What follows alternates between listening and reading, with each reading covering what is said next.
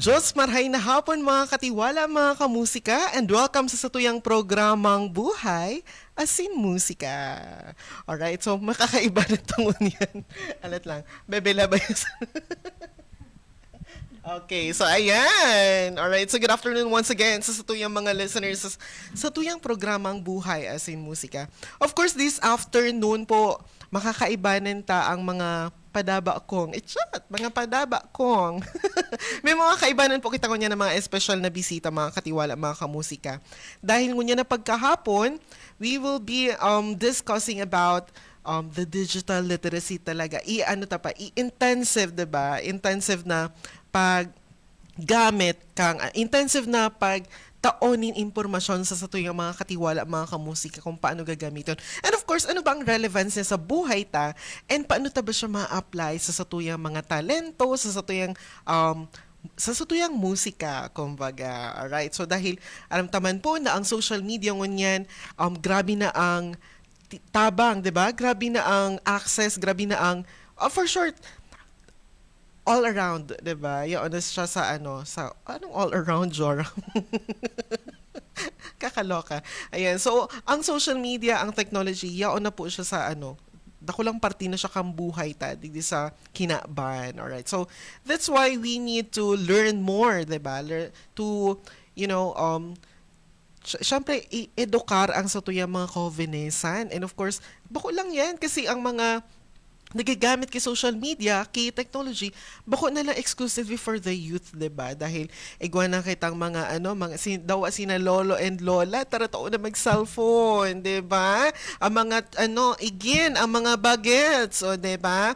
Ang mga aki pa lang, kakamundag pa lang nagsa-cellphone na. Charing.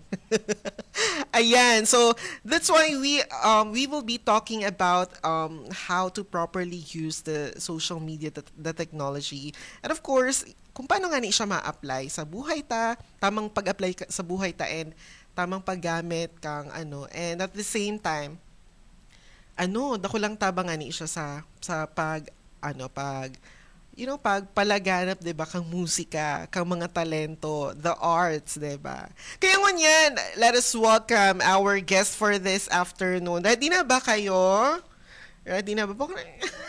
Nailing ko na ang excitement sa mga kaibanan tawon yan. Alright, so ang sakuyang co-host for this afternoon ang sa mga miyembro kang Luminara. Alright, so bumati ka po muna, madam. Magandang araw po. Magandang araw po. Sige, kaya mo yan. Malamig kasi dito sa station eh. Magandang araw po mga kamusika. Yes. Ayun, magpakilala ka nga, Be. Ayun po, ako po si Jessa Ragos, psychology student, and yun po, member po ng Luminara.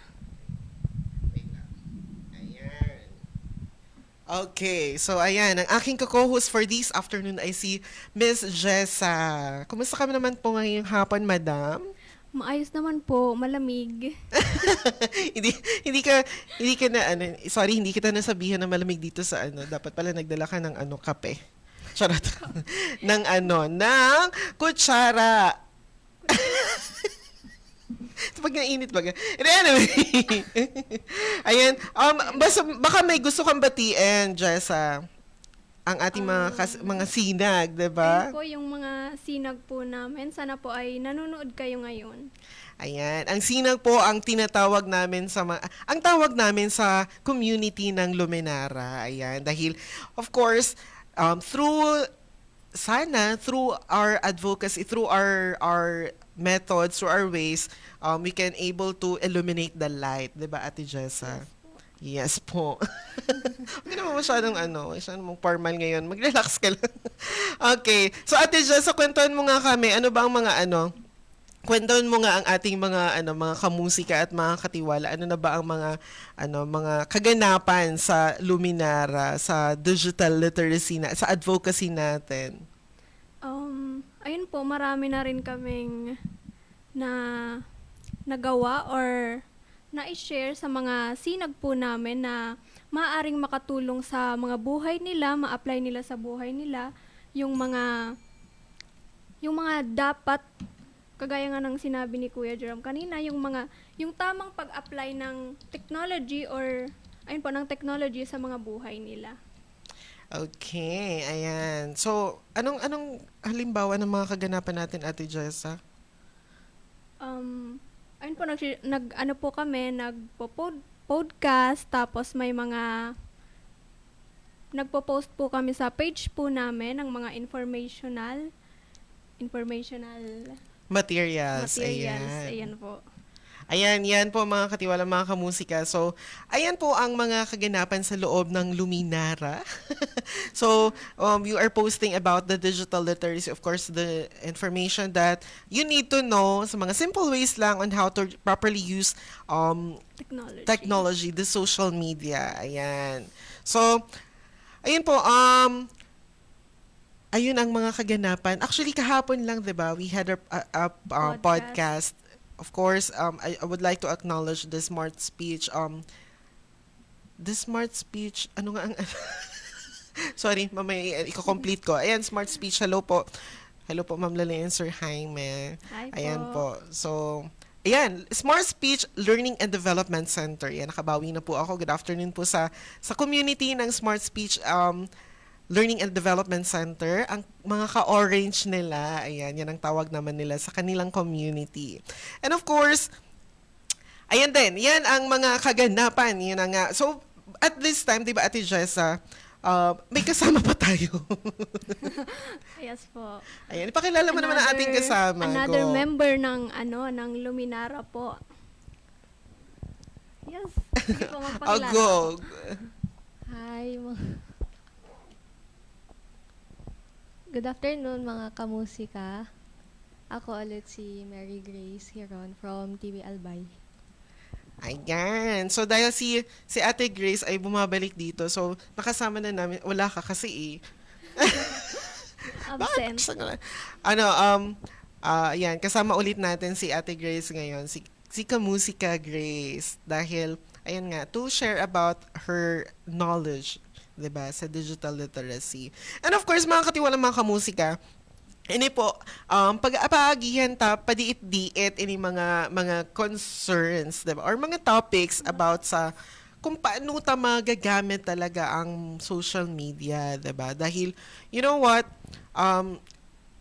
as psychology students, dakulon kaming mga research na ako actually personally, dakul akong mga research and mga articles na nababasa na dakulang factor talaga ang social media sa presenting panahon, 'di ba? So how it affects the present time, 'di ba? So it about siya sa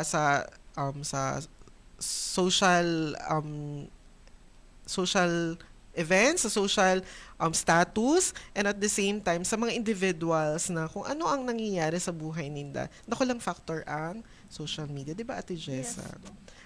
Kaya ngunyan, Ate Jessa, sige nga, i-ano mo nga sa kanila ang mga pag-uusapan natin ngayon. Ayan, so, ayan. Ang ating mga pag-uusapan ngayong pagkahapon, mga kamusika, mga katiwala, of course, we have the psychological facts. So, paano ta ba madidetermine ang mga facts and mga mga AI-generated contents and mga ito psychology says post, Opo, 'di yung ba? mga So ganon. that's the ano bang epekto niya, 'di ba? Sa tuya ba, does it really affect us or okay lang na mabasa ito or 'di ba? Na okay lang na nasa algorithm ta siya, okay lang ba na yaon siya sa feed ta? Ano ba ang epekto kay sa buhay ta? So ano ba okay lang ba na magdepende ako duman? Okay lang ba na i-follow ko ang mga araw kaini mga Facebook pages, mga content creators sa mga araw kan. So atyan po, hihimay-himay yun to siya, mga katiwala, mga kamusika. Ang ikaduwa naman ay, of course, Ate Jessa.